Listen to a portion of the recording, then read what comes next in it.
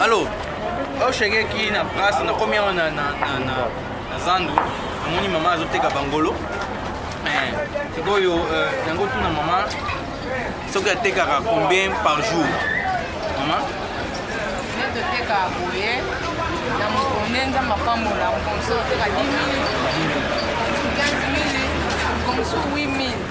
Ceux qui étaient les années 8 000, 7 000, ceux qui étaient les années, on teka 10 000, 15 000 par jour. Problème est ça.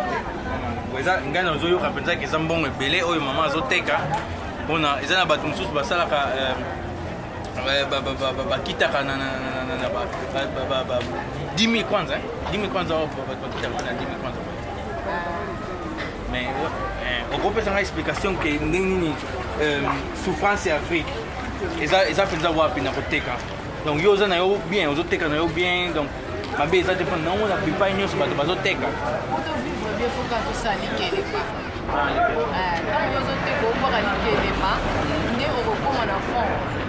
Donc en Afrique, ceux qui ont été partis au locataire, on vivre. On va devenir aussi ma kisi, pour ma maman, Azaka, Azaka, ma kisi. Azaka, quoi comme un amour, Bamibe pour repérer ça, on a sur les similité. Le problème est ça. Vous payez sa maman 1000 kwanza pour la bague, c'est un commerce.